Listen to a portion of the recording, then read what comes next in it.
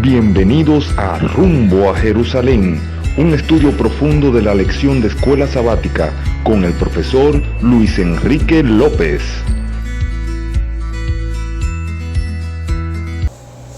Dios les bendiga, hermanos, Dios les guarde. Vamos a comenzar este trimestre con un estudio cómo interpretar la Biblia.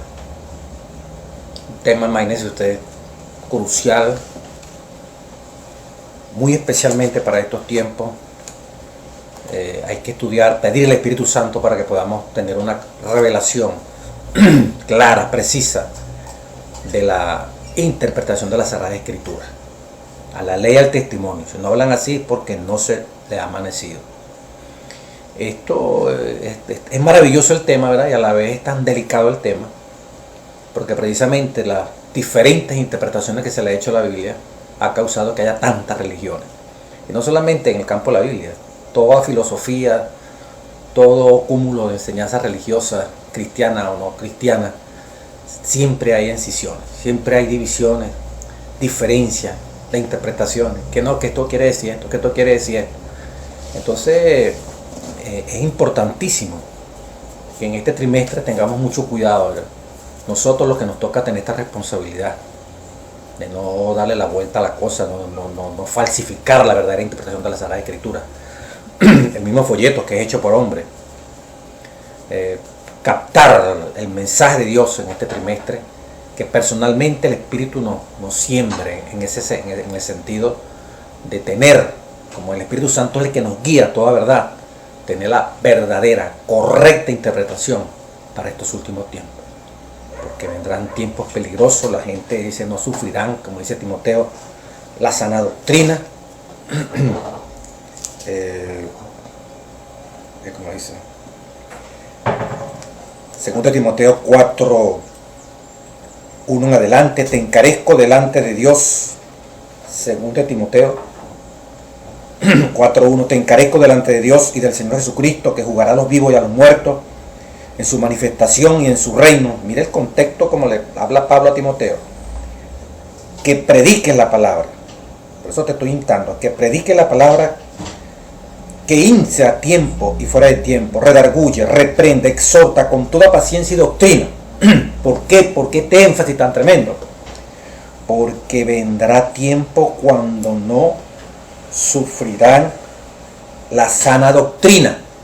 Más directamente la traducción es: la gente no quiere escuchar las buenas enseñanzas.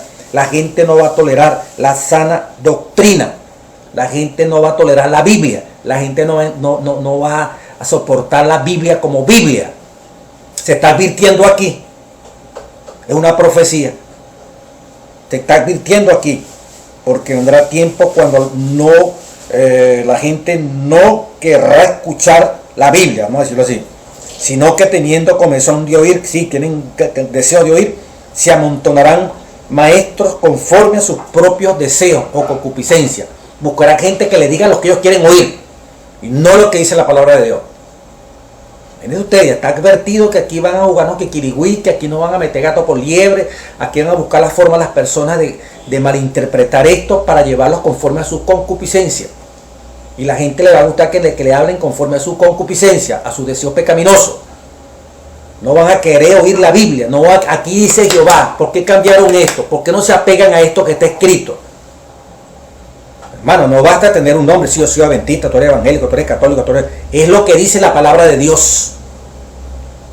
Y la vivencia de esa palabra en tu vida, en mi vida, es lo que me va a llevar al reino de los cielos. No por el hecho de que yo soy adventista el séptimo día, ya estoy listo, ya pues ya voy para el cielo. No. Católico, ya tú evangélico, no. Budista, hindú, no. Es la vivencia de esa enseñanza maravillosa que está contenida en la palabra de Dios. A que lo exprese una organización, amén, gloria a Dios, que guarda el mandamiento y tiene el testimonio de Jesucristo, amén, gloria a Dios. Pero en estos últimos tiempos, hermano, con su gramática, con su contexto, el cosa allí, mire, de repente se van por otro lado, como ha ocurrido en todas las religiones, incluyendo la nuestra. Divisiones que han ocurrido, gente que no cree en el santuario, gente que no cree en tal cosa.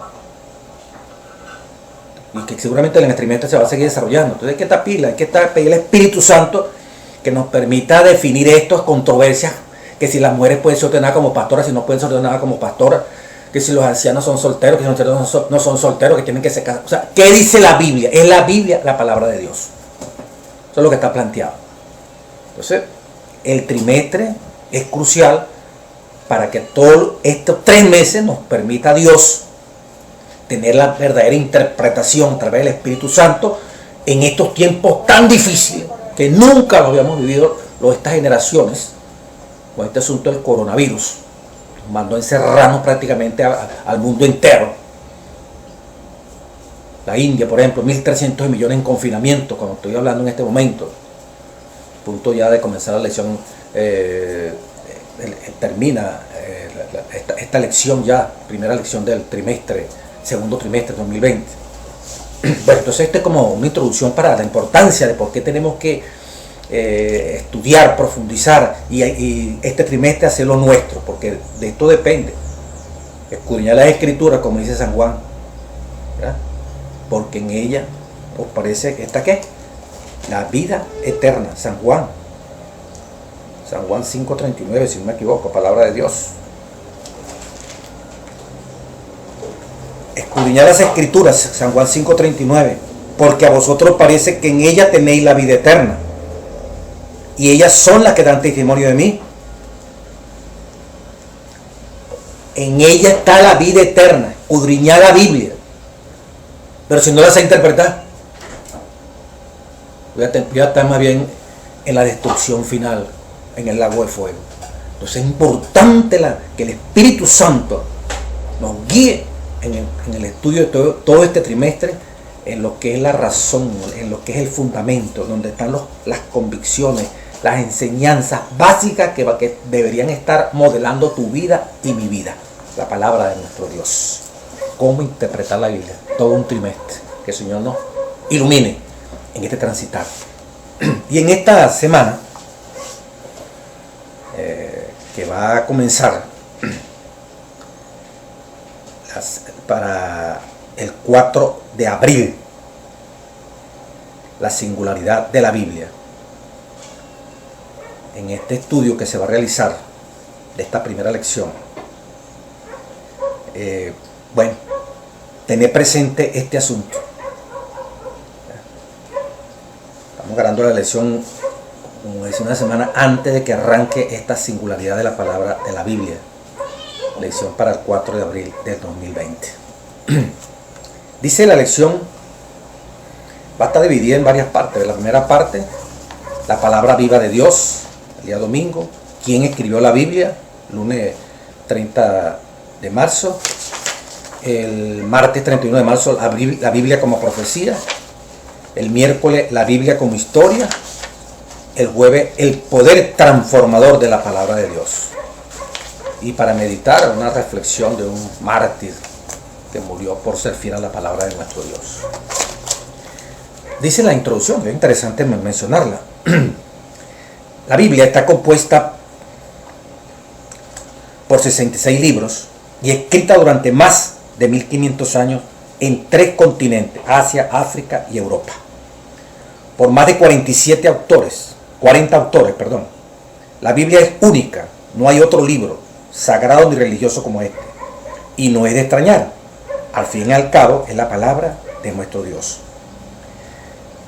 La Biblia fue el primer libro en traducirse, el primer libro impreso en Occidente y el primer libro cuya distribución fue tan amplia y en tantos idiomas que en la actualidad el 95% de la población puede leerlo.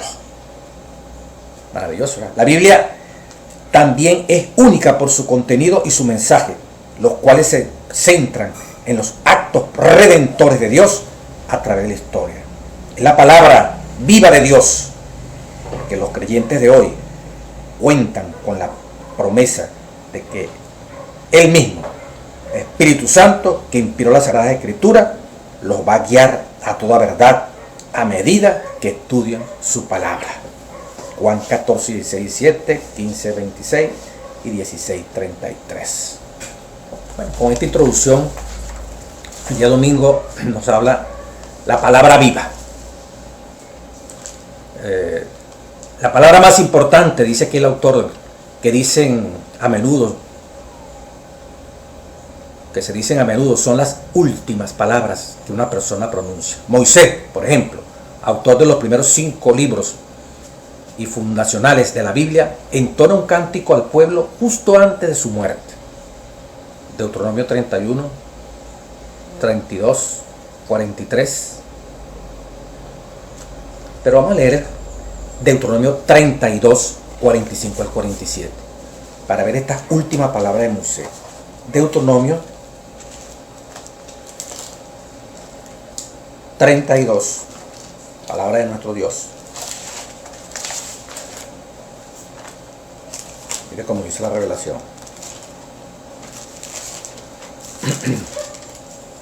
32, 45. Y acabó Moisés, Deuteronomio 32, 45. Y acabó Moisés de recitar todas estas palabras a todo Israel. Y les dijo, oiga esto, 46.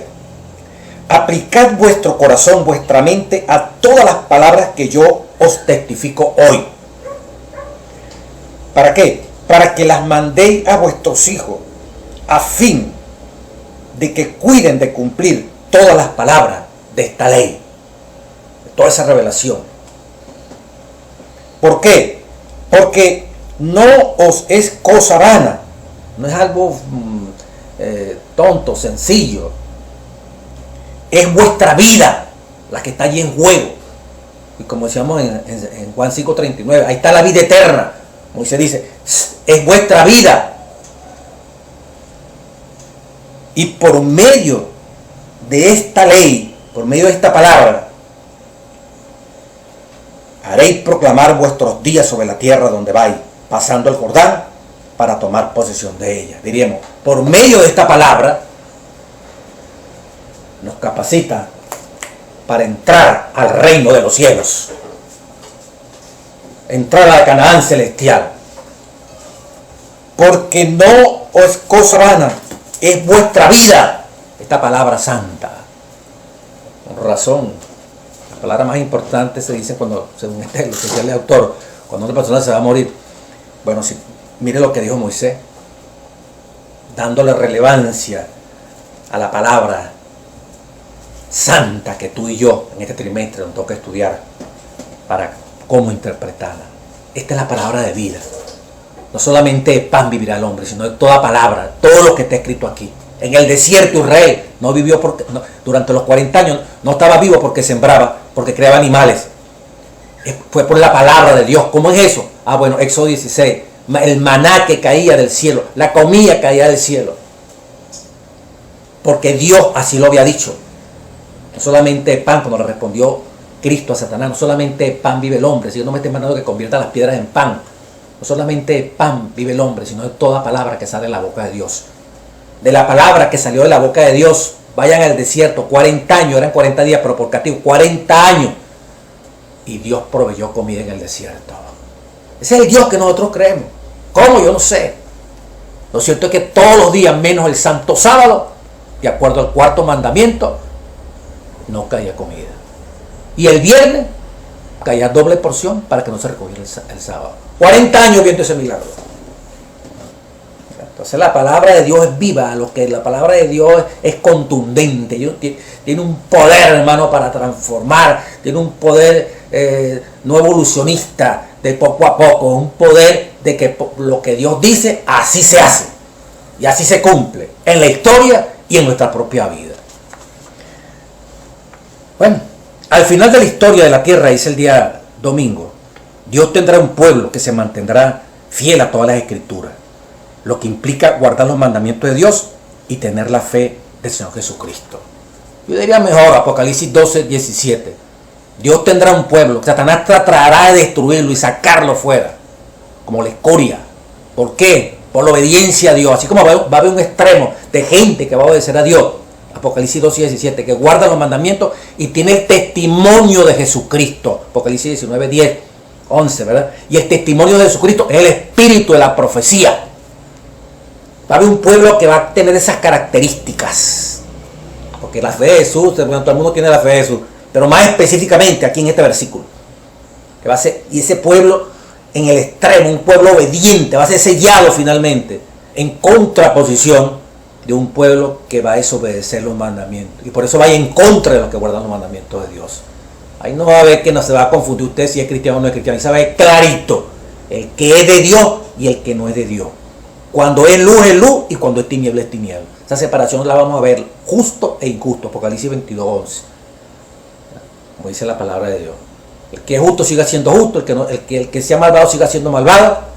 Y vengo yo, dice el versículo 12, a buscar a mi pueblo. Indudablemente va a quedar un pueblo. Y esperamos que seas tú y yo y todos nuestros seres queridos y a quienes podamos predicarle. Juan 1:1-5, 14:6, que nos enseñan estos versículos sobre Jesús y la vida eterna. ¿Qué relación hay entre el verbo hecho carne y la revelación y la inspiración de las Escrituras? El verbo fue hecho carne y habitó entre nosotros. En él estaba la vida eterna, que aún después de que la vida cesa, estamos durmiendo. Si somos fieles, como Cristo se levantó de la tumba, así también usted y yo nos levantaremos de la tumba. Lo único que nos ata como muerte es el pecado. Y si Dios hace posible que en tu vida y en mi vida podamos vencer con el poder del Espíritu Santo el pecado y nos toca morir, es simplemente dormir para despertar y ver el rostro de Cristo Jesús. La palabra viva de Dios, la palabra energizante de Dios, como dice el libro de la educación, el libro Educación, un libro maravilloso, el capítulo, el libro de Educación, la cultura mental y espiritual, la página 122. En la palabra de Dios está la energía creadora que llamó los mundos a la existencia. En cada versículo está eso, la palabra de Dios. Esta palabra imparte poder, engendra vida. Cada orden es una promesa que, aceptada por la voluntad y recibida en el alma, trae consigo la vida del ser infinito. Imagínense ustedes eso tan maravilloso. Transforma la naturaleza y vuelve a crear el alma a la imagen de Dios. De igual modo se sostiene la vida así impartida. El hombre vivirá de toda palabra que sale de la boca de Dios. En la palabra de Dios está la energía creadora, como también lo dice en otro texto. Así como en la semilla está la energía que produce un árbol grandísimo. Bueno, porque Dios lo puso allí. También en la palabra que estamos estudiando, lo que es la Biblia, la palabra viva, vivifica, transforma al hombre, a la mujer, a la imagen y semejanza de Dios. Allí hay esa energía creadora, de allá, desde el principio. En la palabra de Dios está la energía creadora que llamó los mundos a la existencia. Cuando Dios dijo, hágase las plantas, se hicieron las plantas. Esa energía creadora está en cada versículo de la Biblia que se aplica a nuestra vida. Hay ese poder para lo que Dios manda, así se haga. Lo vamos a ver en otra parte de la lección.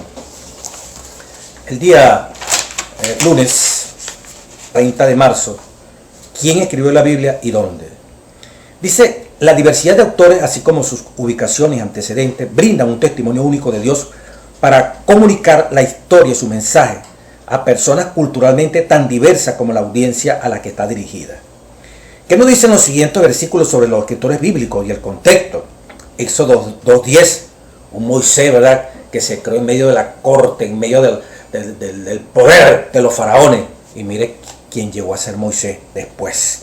Un Amós, un hombre del campo, un hombre recogedor de higos, el profeta Amós, ¿verdad? Un Jeremías, un hijo de sacerdotes. Un Daniel, contexto, vivió bajo el imperio de Babilonia y también tuvo el privilegio de vivir bajo el imperio de los persas. Y allí no se contaminó. El hombre testificó de nuestro Dios.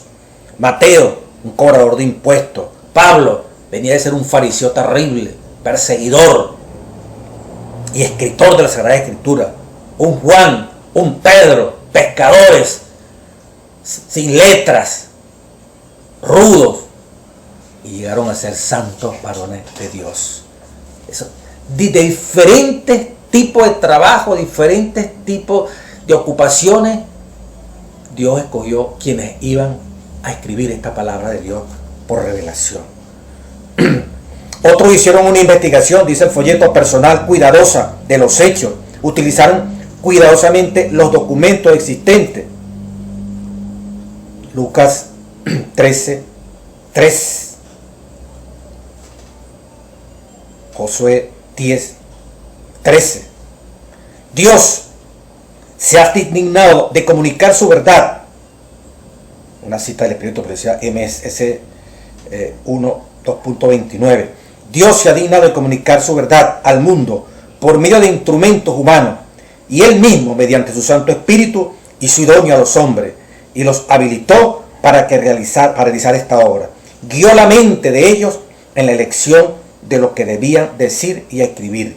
El tesoro fue confiado a vasos de barro. Sin embargo, a pesar de todo, ese tesoro es del cielo.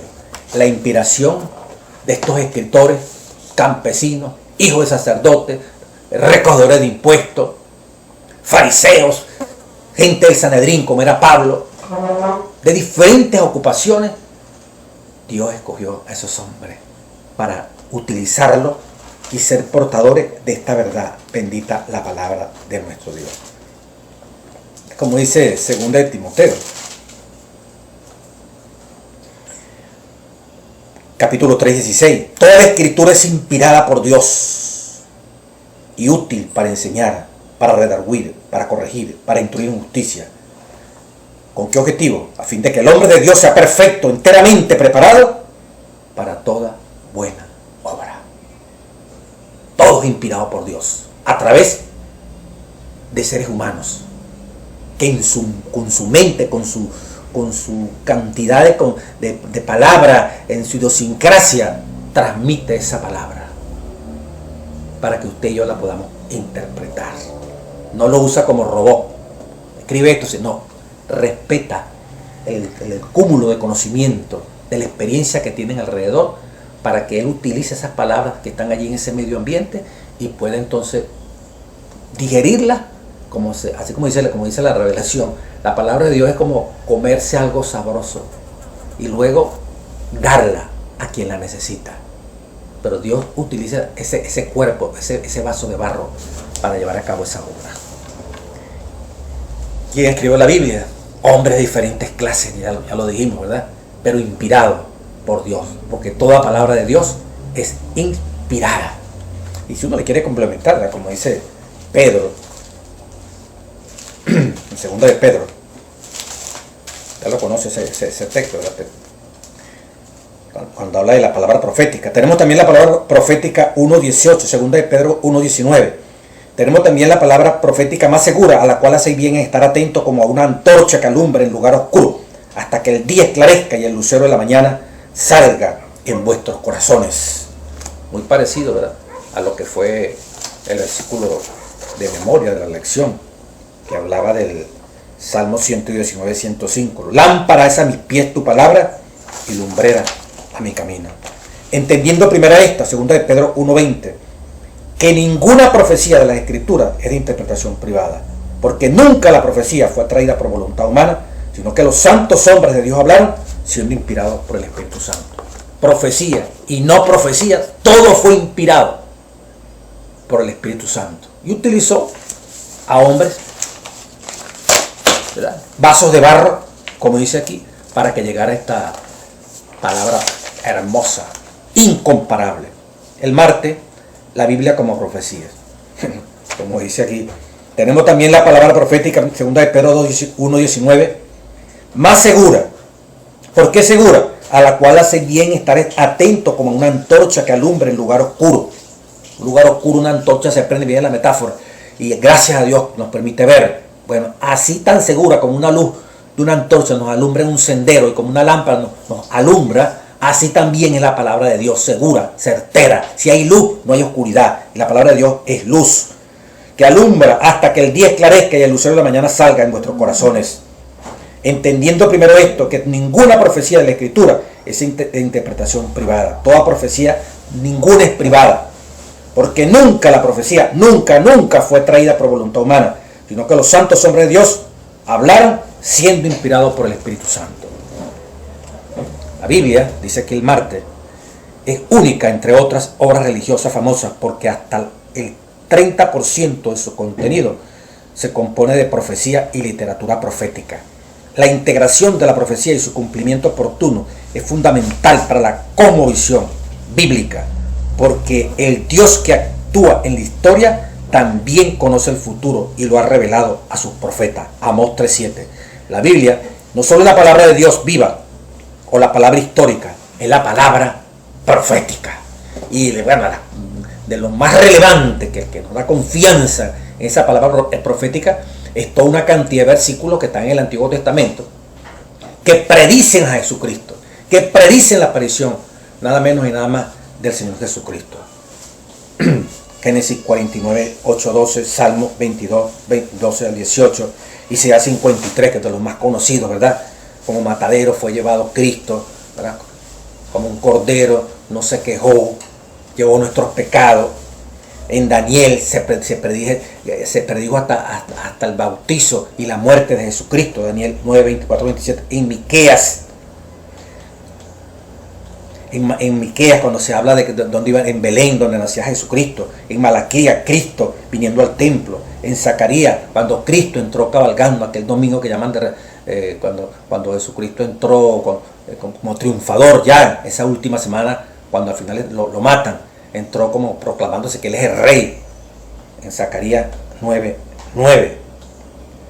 No será quitado como el cetro de Judá, Génesis 49, 10. Que nacería en Belén de Judá, Miqueas 5:2, que sus pies serían traspasados y que se dividirían sus vestiduras entre sus verdugos, Salmo 22, 12 y 18. Todo esto se cumplió en Jesucristo. Entonces, como el personaje central de la Biblia, desde Génesis al Apocalipsis, es Cristo, bueno, hay una cantidad de textos bíblicos en esa proféticos, y dentro de los proféticos lo más importante que el autor, el consumador, el que le da razón a toda la palabra de Dios es Cristo. Bueno, las profecías escritas con miles de años que antes de Jesucristo aparecer aquí en esta tierra y ser Emmanuel, Dios con nosotros, estaba predicho en la palabra de nuestro Dios. Por eso el viernes en la parte de las reflexiones que nos mandan, que siempre se mandan, dice, hay como una pregunta: ¿de qué manera la profecía confirma el origen divino de la Biblia? ¿Cómo puede afirmarnos en nuestra fe estas pruebas cumplidas? O sea, el origen bíblico de la Biblia, esto de Jesucristo aparecer, porque era una expresión de la tipología del Antiguo Testamento, donde se anunciaba que iba a venir el Mesías. Eso es una prueba contundente de que el Dios que estamos adorando fue un Dios real, verdadero, que con anticipación, hasta su sufrimiento en detalles, estaba especificado. Los judíos, por ejemplo, ese Isaías 53 es un misterio. En los museos que tienen allá, y están un rollo, pergaminos. Bueno, y este Isaías 53 es un misterio. ¿Quién es ese cordero que como cordero fue llevado al matadero? No se define. Eso quiere decir que Dios a su debido tiempo va a mostrar a muchos de ellos la verdadera explicación de quién es ese de Isaías 53, que todavía no entiende que es Jesucristo. Pero los fieles que hay allí en ese pueblo lo van a entender. La Biblia como profecía. ¿Quién duda de esto que estudiamos ahorita este trimestre? Como profecía, cómo profetizó todos esos imperios de Babilonia hasta la última etapa de la humanidad, de los pies de hierro y barro. Alianzas, el mundo ponerse de acuerdo unos con otros, como una sola familia. Unas poderosas, otras débiles, pero frágil, como decía Daniel capítulo 2. ¿Quién puede dudar de Daniel 7, Daniel 8? La predicción, después la Roma política imperial, iba a subir la Roma pontificial, la persecución de Roma en la Edad Media. Y al final, los grandes protagonistas, Vaticano, Estados Unidos, uniendo al mundo para forzarlo a una alianza política religiosa. Lo estamos viendo. O sea, la profecía le da ánimo, por eso sin profecía el pueblo se desenfrena. Simplemente se dedica a vivir la vida aquí, nos moriremos y ya. No, hay un objetivo. Todo esto tiene una finalidad. Es la parte del día miércoles, la Biblia como historia. La Biblia como historia. La Biblia es única en comparación con otros libros santos, porque está constituida en la historia, dice el miércoles 1 de abril. Esto significa que la Biblia no es simplemente el pensamiento filosófico de un ser humano como Confucio o Buda, ya que registra los actos de Dios en la historia, al avanzar hacia un objetivo específico en la historia. ¿Cuál es el objetivo específico de ese avance que narra la Sagrada Escritura? Esto es muy importante. En el caso de la Biblia, estos objetivos son, perfecto, el escritor de este folleto, la promesa de un Mesías y hasta la aparición de un Mesías por primera vez cuando Cristo, y la aparición por segunda vez de un Mesías. Pero el segundo gran objetivo es la segunda venida de Jesús. Esta progresión es exclusiva de la fe judío-cristiana, en contraste con la visión cíclica de muchas otras religiones del mundo, desde el antiguo Egipto hasta las religiones orientales modernas. Esto es importantísimo. La única religión que concibe la historia de manera o sea, hacia un solo objetivo, una sola dirección, es la religión judía cristiana. Dios interviniendo en la historia, a diferencia de lo cíclico, de toda hasta la impresión histórica secular y aún la religiosa. O sea, que esto va a hacer que un imperio nace, crece, se cae, otra vez nace, crece, y todo el tiempo vamos a estar en este ciclo, ¿verdad? De que aparece una cosa, desaparece, aparece, desaparece. Las naciones se desarrollan y caen. Un imperio crece y se cae. Babilonia llegó un esplendor y se cayó. Nacieron los medopersas también y se cayeron. Vinieron los griegos también, fueron fuertes y se cayeron. Vinieron los romanos, ven, y se cayeron. Luego llegó la etapa final de los pies, los bárbaros y se cayeron. Luego vendrá otra etapa. No es así. Es como una flecha, va a un objetivo. Hay un Mesías que está presente en la historia de este mundo y Dios interviniendo en la historia. En las religiones antiguas es que los dioses veían, pero no intervenían. Aquí tiene un propósito. Vamos hacia la segunda venida de Cristo. Vamos hacia la instauración del reino de gloria de nuestro Señor Jesucristo. Esto no es que vamos a quitar toda la vida repitiendo lo mismo, y cae una civilización, y viene otra civilización, y cae, después viene otra, y aquí vamos a estar hasta que la tierra se contamine, se destruya y explote, como dicen algunos. No, tenemos un objetivo. Todo este periodo de más de 6.000 años culminará con la inauguración de ese nuevo orden que Dios va a establecer, donde el pecado desaparece, donde la muerte desaparece, donde vamos a vivir eternamente como era al principio en Génesis 1 y 2. Adquirir la misma ciudadanía de nuestros hermanos que están en el cielo. O sea, todos esos seres creados, no los que como dicen que el que se murió, no, el que se murió está durmiendo aquí. Pero todos esos seres creados, todos esos ángeles esperan por ti y por mí, para reencontrarnos nuevamente en forma, digamos, simbólica, ese reencontrarse, en el sentido de que los que no estuvimos allá, pero aquí adquirimos la capacidad con el Espíritu Santo para poder habitar allá, bueno, nos encontraremos con ellos. Se establecerá nuevamente, ¿verdad? Como Adán y Eva, ese reencuentro otra vez con Dios, con los ángeles. Pero ya no será privilegio de Adán y Eva, sino de todos los que aceptamos la redención, el cambio, la transformación, la vestimenta de Cristo como astronauta para poder traspasar este cielo y llegar al tercer cielo. Eso es lo que dice esa parte importantísima. La Biblia como historia. Dios interviene en la historia. Pablo escribe que si el testimonio de la Escritura es rechazado, entonces nuestra predicación y nuestra fe es vana. Esto es interesante. La Biblia como historia.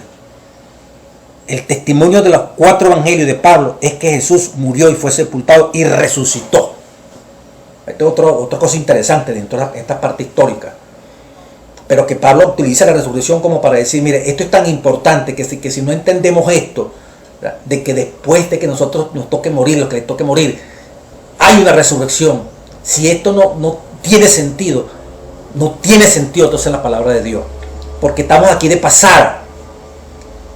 Al que le toque morir, murió, pero los que queden vivos van a pasar directo al reino de los cielos. Y los que estuvieron muertos y murieron en Cristo resucitarán para que se cumpla el objetivo final de que los que estuvieron vivos para ver a Jesucristo y fueron fieles, y los que murieron también confiando en el Señor Jesucristo, confiando en Dios, también tendrán el privilegio de ver cumplir el gran propósito de la historia en esta tierra.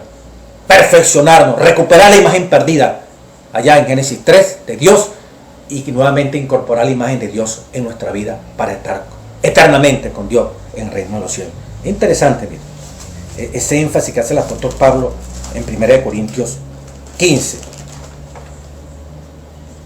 1 Corintios 15.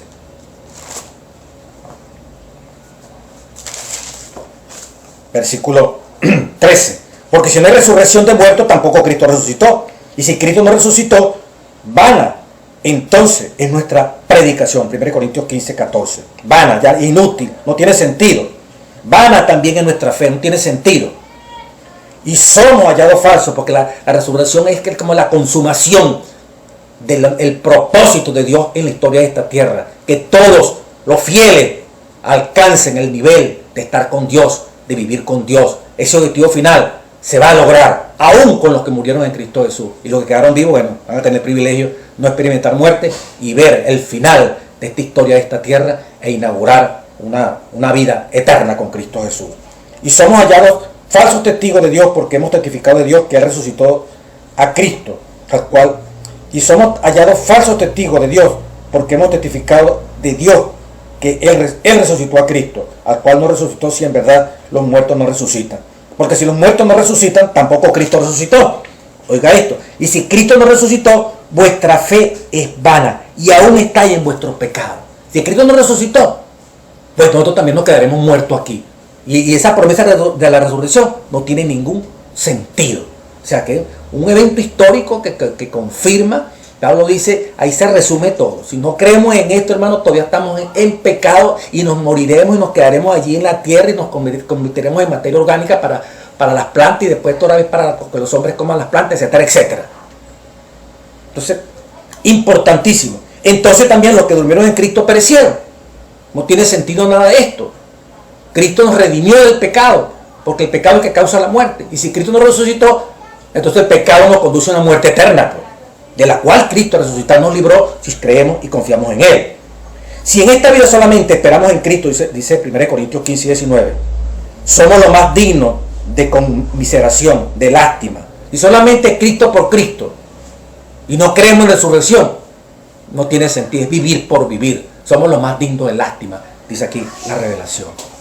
La Biblia como historia, Dios interviniendo, Dios confirmando que estos dos grandes objetivos de la historia que Dios va marcando, la aparición de un Mesías, el anuncio de un Mesías y segundo, la segunda venida de Cristo. Ahí está el resumen de todo este asunto tan sagrado y tan hermoso. Y por último, el poder transformador de la palabra de Dios. Bueno, eso, sin duda alguna que la palabra de Dios, hermano, imagínese usted, eso es lo más fuerte que puede haber. Transforma, cambia.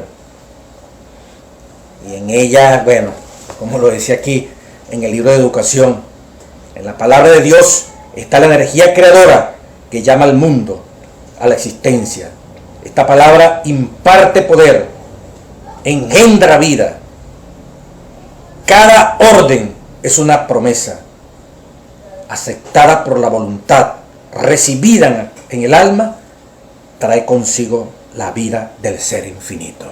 ¿Cada qué? Cada orden de Dios trae la vida de Dios a tu corazón y a mi corazón. Capaz de transformar la naturaleza y vuelve a crear el alma a la imagen de Dios. La mente. Estoy leyendo el libro de educación, página 122, la cultura mental y espiritual. La mente, el alma, se edifica con aquello de lo cual se alimenta.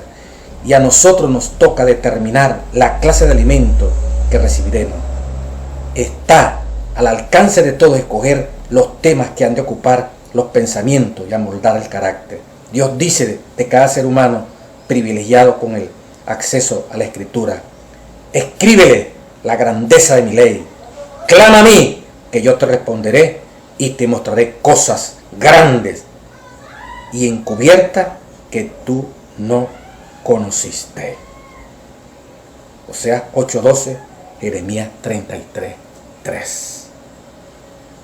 Hermano, Qué bonito, ¿verdad? Esta palabra excelente, como dice aquí, comenzando el capítulo La cultura mental del libro de educación, página 119.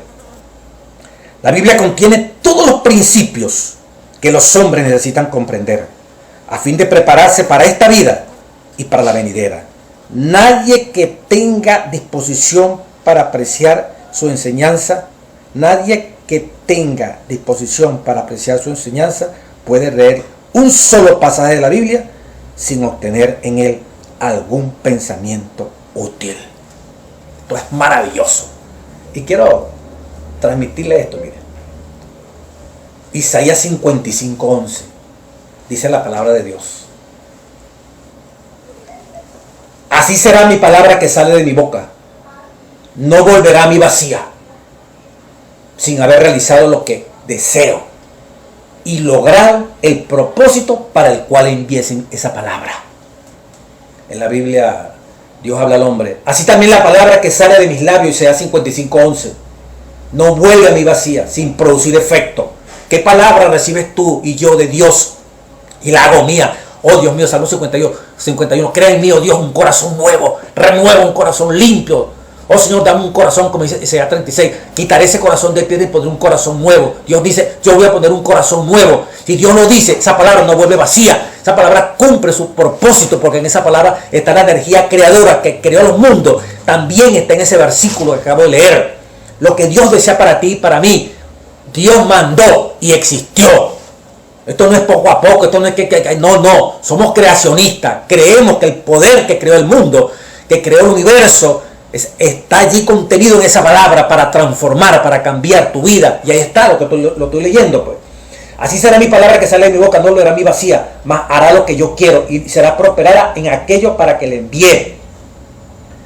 Así es mi palabra, yo la envío y siempre produce fruto, realizará cuanto yo quiero y prosperará donde quiera que le envíe.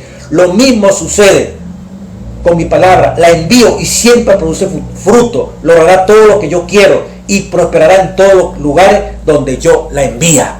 Esa es la palabra que hoy comenzamos a estudiar, para que esa palabra tomada aquí, no una letra muerta, no, cada palabra es una semilla, es vida. Cada versículo es vida para ti y para mí.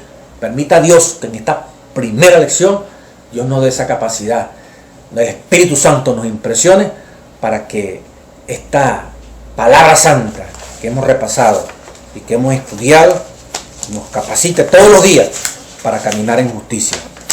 La singularidad de la Biblia, esta primera lección, creo que es fundamental para seguir adelante en el estudio de esta palabra santa. Dios te bendiga, Dios te guarde y sácale mayor provecho con la ayuda del Espíritu Santo.